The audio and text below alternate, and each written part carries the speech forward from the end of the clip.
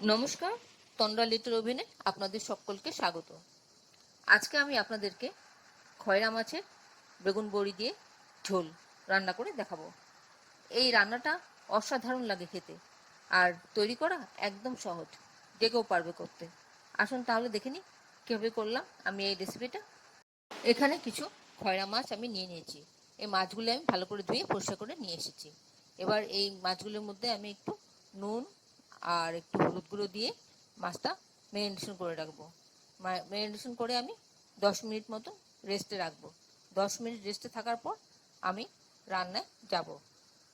একটু নুন দিয়ে দিলাম, এবার একটু হলুদ গুঁড়ো দিয়ে দিচ্ছি, দিয়ে ভালো করে মাখিয়ে নিচ্ছি।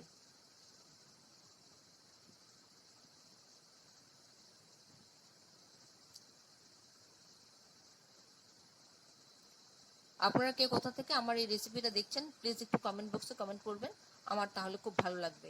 আর নতুন কোনো বন্ধু প্রথমবার আমার চ্যানেলটাকে দেখে থাকলে আপনাকে একটা বিগ হাগ জানাচ্ছি। চ্যানেলটাকে সাবস্ক্রাইব করে নেওয়ার জন্য অনুরোধ রইল, পাশে বেল আইকনটা অ্যাক্টিভেট করে নেবেন, যাতে পরবর্তী আমার সমস্ত রেসিপির নোটিফিকেশন সবার আগে আপনার কাছে এসে পৌঁছয়। আর আপনি যদি ফেসবুক থেকে দেখে থাকেন তাহলে ফলো অপশনটা ক্লিক করবেন আর একটা লাইক দেবেন, তাহলে আপনি আমার সাথে জুড়ে যাবেন। আপনি আমার সাথে জুড়ে গেলে আমার সমস্ত রেসিপির নোটিফিকেশন সবার আগে আপনার কাছে এসে পৌঁছবে। কড়াতে সরষের তেল দিয়েছি। তেলটা গরম হলে পরে আমি মাছগুলো একে একে দিয়ে ভেজে তুলে নিচ্ছি। খুব বেশি কিন্তু কড়া করে মাছটা ভাজবো না। এবার সেকেন্ড বেসটা দিয়ে দিচ্ছি। আমি দুটো দুটো করে মাছ একসাথে ভাজবো। খুব বেশি তেল দিয়ে আমি মাছগুলি কিন্তু আমি ভাজবো না, কারণ বেশি তেল দিয়ে মাছ ভাজতে গেলে শেষের দিকে তেলটা পুড়ে পুড়ে যায়, তখন মাছের ঝোলটা খেতে ভালো লাগে না। তাই অল্প অল্প তেল দিয়ে আমি মাছটা ভাজবো। তেলটা শেষ হয়ে গেলে আমি আবার তেল ঢালবো, ঢেলে আবার মাছ ভাজবো। এইভাবে আমি সবগুলো মাছ ভেজে নিচ্ছি। আপনারাও যখন মাছ ভাজবেন এইভাবেই ভাজবেন। মাছটা ভাজা হচ্ছে ততক্ষণে আমি বেগুনটা কেটে রেডি করে নিচ্ছি।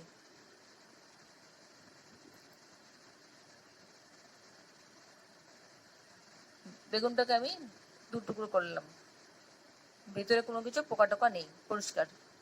এবার এক একটা টুকরোকে আমি আবার তিনটে তিনটে করে ভাগ করে নিলাম। বেগুন কিন্তু সবসময় কেটে জলের মধ্যে দিয়ে দিতে হবে, কারণ তা না হলে বেগুন কিন্তু কালো হয়ে যাবে। এইভাবে জলটা সবসময় রেডি রাখবেন, আর কাটবেন আর সঙ্গে সঙ্গে জলে দিয়ে দেবেন, তাহলে বেগুন আপনার ঠিকঠাক থাকবে। আপনারা যারা এখনো পর্যন্ত আমার চ্যানেলটাকে সাবস্ক্রাইব করেননি, ঝটপট সাবস্ক্রাইব করে নিন। আপনাদেরকে আমাদের মাঝে দেখতে পেলে আমাদের খুব ভালো লাগবে। এবার বেগুনটাকে আমি একটু ধুয়ে নিচ্ছি, ধুয়ে কালো জলটা বের করে দিলাম। এবার কড়াতে আমি আবার একটু তেল দিয়ে দিচ্ছি, তেল দিয়ে বেগুনটা ভেজে নিচ্ছি। একটু নুন দিয়ে দিলাম আর একটু হলুদ গুঁড়ো দিয়ে দিলাম, দিয়ে বেগুনটাকে একটু ভেজে নামিয়ে নেব। বেগুন তো খুব নরম জিনিস, চট করে হয়ে যায়, তাই খুব বেশি ভাজবো না, মোটামুটি করে ভেজে আমি তুলে নেব, কারণ বেগুনটা আবার ঝোলের মধ্যে সেদ্ধ হবে। খুব বেশি ভেজে নিলে ঝোলে দিলে তখন গলে যাবে।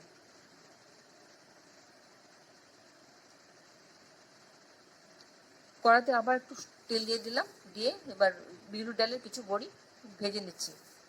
এই বড়িগুলি বাড়িতে তৈরি করা।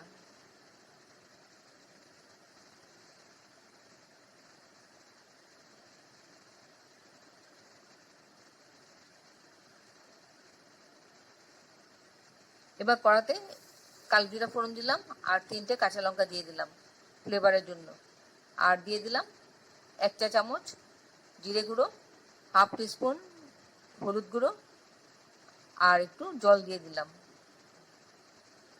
যাতে মশলাটা পুড়ে না যায়।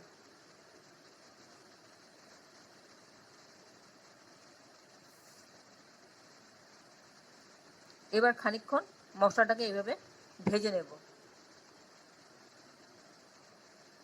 এরপর এর মধ্যে দিয়ে দিলাম টমেটো, টমেটো কুচি দিয়ে খানিকক্ষণ ভাজা ভাজা করব, আর নুনটা দিয়ে দিলাম যাতে টমেটোটা তাড়াতাড়ি গলে যায়। এইভাবে আমি খুন্তি দিয়ে আমি টমেটোটাকে নরম করে নিচ্ছি।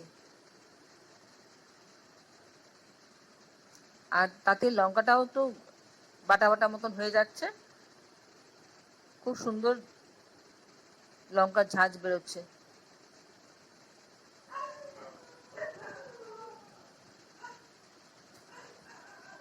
এইভাবে মশলাটাকে এপিট উপিট করে ভালো করে ভেজে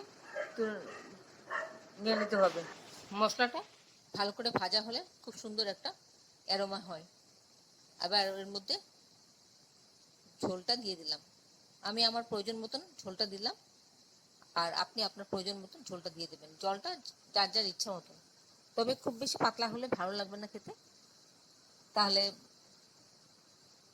বেশি পাতলা করলে মশলাটাও বেশি দিতে হবে।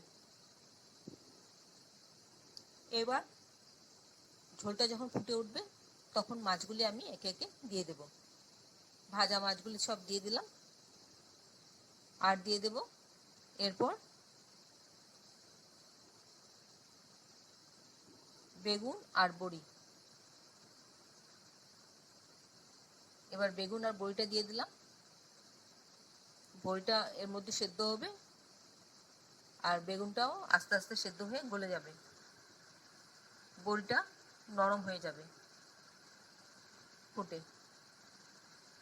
আর খেতেও খুব ভালো লাগবে, আর খুব সুন্দর একটা বিউলি ডালের বড়ির গন্ধ অ্যাড হবে এর সাথে। আশা করি আপনাদের ভালো লাগছে আমার এই রেসিপিটা। আপনাদের যদি ভালো লেগে থাকে আমার এই রেসিপিটা, তাহলে একটা লাইক দেবেন, আর বন্ধুদের সাথে অনেক অনেক শেয়ার করবেন।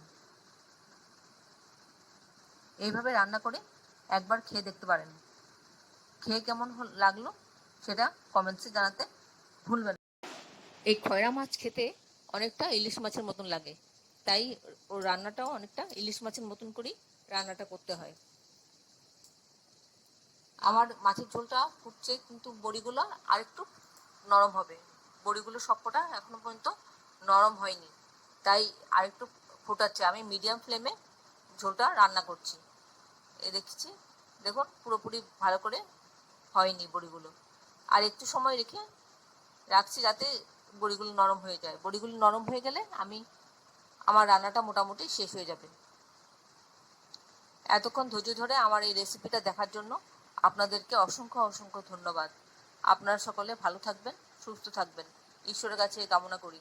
আর এই ধরনের নতুন নতুন রেসিপি দেখতে আমার চ্যানেলটাকে সাবস্ক্রাইব করে নেবেন, পাশে বেল আইকনটা অ্যাক্টিভেট করে নেবেন, যাতে পরবর্তী আমার সমস্ত রেসিপি নোটিফিকেশন সবার আগে আপনার কাছে এসে পৌঁছয়।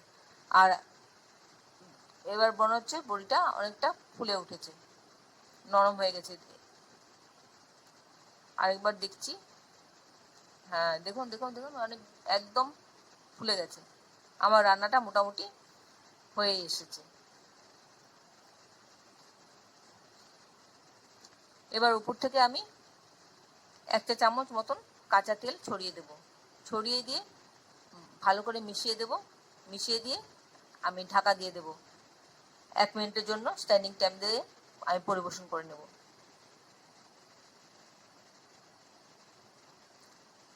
আমার রান্নাটা হয়ে এসেছে।